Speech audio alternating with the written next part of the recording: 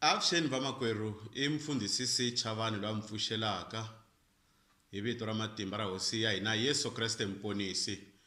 Kurhula ka Xikwembu a ku ve na n'wina. A hi khongeleni. Hosi ni Xikwembu xa hina hi khensa nkarhi lowu loko hi lava ku yingisa rito ra wena leri hosi u nga ri nghenisa embilwini ya mina ni ri amukela. Sweswi hosi ni fanele ku ri vula eka vana va wena hi rirhandzu na ku titsongahata ha Yesu Kreste hosi nda khongela. Amen. Vamakwerhu a hi hlayeni swin'we rito ra Xikwembu eka Evangeli ya Marka chapter 16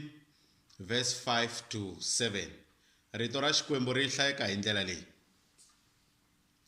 When they entered the tomb, they saw a young man clothed in a white robe sitting on the right side. The women were shocked,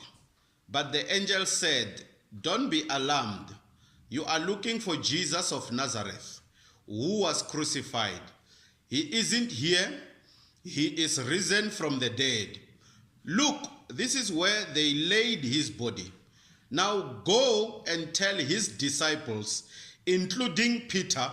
that Jesus is going ahead of you to Galilee. You will see him there, just as he told you before he died." Leri irito ra Xikwembu vamakwerhu, Xikwembu a xi katekise ku hlayiwa ka rona eka siku ra namuntlha na hi laha ku nga heriki. Yesu Kreste I hosi. Amen. Vamakwerhu, rito leri hi nga ri hlaya namuntlha I rito leri ri vulavulaka hi loko hosi Yesu a ta va a pfukile a ku feni, loko vavasati lavaya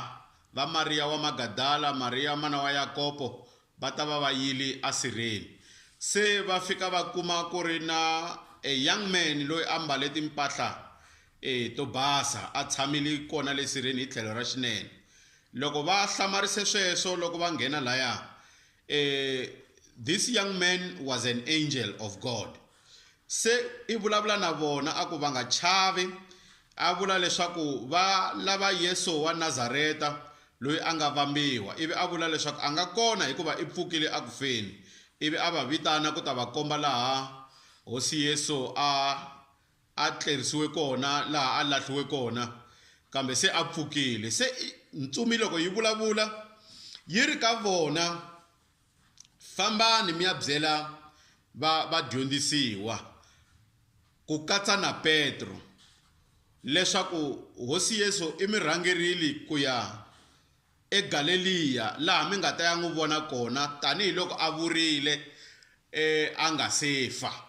Se ni ya khoma timhaka leti nga laha ka verse 7 loko rito ri vula sweswo leswaku fambani mi ya byela vadyondzisiwa ku katsa na Petro. Se question ya mina ku ri ku why ntsumi leyi ku katsa na Petro, hi ku Petro I mudyondzisiwa hi laha hi swi tivaka. Mara ni hlamuleka loko ni ya langutisa ka Matthew chapter 26 verse 31 to 35, hi laha ni ya vona timhaka ta loko hosi Yesu a ta predicta leswaku yena Petro I ta n'wi landzula kanharhu nkuku wu nga se ringa hi vusiku lebyiya a nga khomiwa hi byona. Ene impela vusiku lebyiya loko byi fika, Petro iye a ya n'wi landzula hi laha hosi Yesu a nga n'wi profeta hi kona, a nga predicta hi kona. Kambe loko swi ta va swi endlekile mhaka leyi yi n'wi vavisile ngopfu yena Simon Petro, iye a ya rila. Se namuntlha loko ntsumi yi byela manana lavaya leswaku a va yi va ya byela vadyondzisiwa ku katsa na Petro, mina leswi ni vonaka swona hi rito leri ni vona restoration. Ni vona mhaka ya ku va Xikwembu xi vuyisela kumbe ku restore vuxaka bya xona hi Yesu Kreste ka mani, ka Simon Petro, leswaku kwala a ri kona I ta va a twe ku vava ngopfu kusukela siku leri hosi Yesu a nga khomiwa hi rona loko a ta n'wi landzula hi siku ra ku vambiwa lahliwa ka yena hi siku ra loko a ta lahliwa masiku lama hinkwako ni twisisa ku Petro i ta va a twe ku vava a xaniseka ngopfu a hleketa ku i onhe ngopfu nkarhi wun'wani na ku rivaleriwa a nge hi rivaleriwi kambe rito leri ri vhela ri confirma ku Xikwembu xi tiva hinkwaswo leswi nga humelela before ende hi xona xi nga na plani ya hinkwaswo leswi faneleke swi endleka afterwards hi laha rito ri reassuaraka loko ri ya fika ka Petro ku ta va ku ri rito ra ku n'wi reassuara ra ku n'wi tiyisa leswaku Xikwembu xi ku rivalerile hinkwaswo swi hundzile swi nga ha ku vavisi swi nga ha ku karhati hikuva sweswo ni swi vona swi tiyisiseka loko hi ya langutisa ka John chapter 21 kusukela ka 15 verse 15 ku ya le mahlweni laha hi vonaka hosi Yesu loko a ta byela yena Petro leswaku Simon n'wana wa Yona xana wa ni rhandza xana i n'wi vutise xivutiso lexi kanharhu a zela a hlamula a ku u tiva hinkwaswo ivi se a n'wi byela leswaku endla yini hlayisa kumbe risa tinyimpfu ta mina leswi vulaka ku Petro was being given a responsibility on that day by who? None other than the Lord and Savior, Jesus Christ. Unge nyiki munhu a responsibility loko unga ri na relationship na yena. Unge nyiki munhu a responsibility loko unga ngu trust. Unge nyiki munhu responsibility loko unga swi tiva ku ange swi koti ku endla leswi u n'wi rhumaka swona hi ku nkarhi wun'wana wa ha ri na yini na tingana ta leswi a nga swi endla before. So leswi swi tiyisiseka ka reference yo hetelela vamakwerhu ka Acts chapter 2 from verse 14 to 41 hi nkarhi lowuya wa ku taka moya lowu kwetsima wa Pentecosta i mani munhu loyi a nga chumayela sermon yo sungula loko moya lowu kwetsima wu ta va wu chikile wu yehlile wu nghena ka vadyondzisiwa na hinkwavo lava a va ri na vona siku leriya andhawini yin'we ya Yerusalema loko va ta vulavula hi tindzimi to hambanahambana i Petro ka verse 14 a nga suka a yima a chumayela sermon yo sungula andhaku ka ku taka moya lowu kwetsima ku tiyisa leswaku restoration ya yena na Xikwembu a yi hetisekile restoration ya yena na Xikwembu a yi tiyisiwa hi ku taka moya lowu kwetsima lowu na yena a nga wu amukela wu n'wi empowera leswaku a kota kusuka a yima a vulavula na vanhu hinkwavo lava va ri kona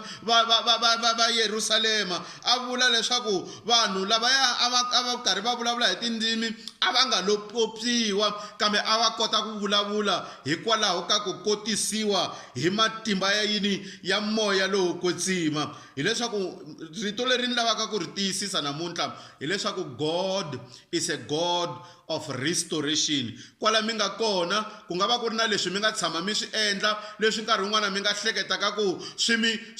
mi sivela ku va na vuxaka na Xikwembu mara rito leri ri tiyisa sweswo ku vuxaka bya n'wina na Xikwembu byi tshamisekile because God is a God who restores us to himself. He is a God who reconciles us to himself. Hileswaku loko hi kuma rito leri namuntlha hi fanele ku tiya na ku tsaka ku ri hi tiva ku leswi hi nga tshama hi swi endla nkarhi wun'wana swi khomisaka tingana a swi hi siveli ku va hi va na vuxaka na Xikwembu ku ya mahlweni hi ku Simon Petro loko a ta va a yime a chumayela siku leriya ro sungula andhaku ka ku taka moya lowu kwetsima le ka verse 41 rito ra Xikwembu ri tiyisa sweswo leswaku vanhu va kwalomu ka va 3,000 va tinyikerile va ponisiwa va amukela Yesu Kreste hileswaku on a single day you can imagine 3,000 people being born again hi sermon ya mani ya Simon Petro loyi a few days ago hi nkarhi wa ku vambiwa ka hosi Yesu a nga n'wi landula 3 times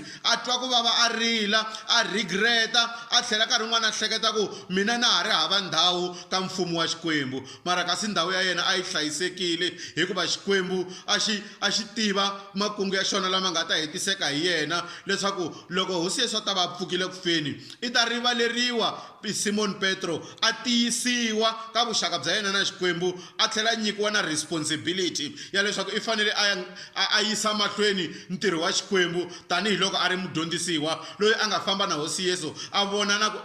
na ku endla mintirho hinkwayo na hosi Yesu hi nkarhi lowu hosi Yesu a ri karhi a endla ministry wa yena amisaveni for about 3.5 years so na n'wina namuntlha vamakwerhu mi fanele mi kota kuma matimba hi rito leri mi tiva leswaku God is a God who restores. It doesn't matter what you have done. It doesn't matter the shame that you have gone through. But God is restoring you today. In Jesus' name, amen and amen. Ay khongeleni.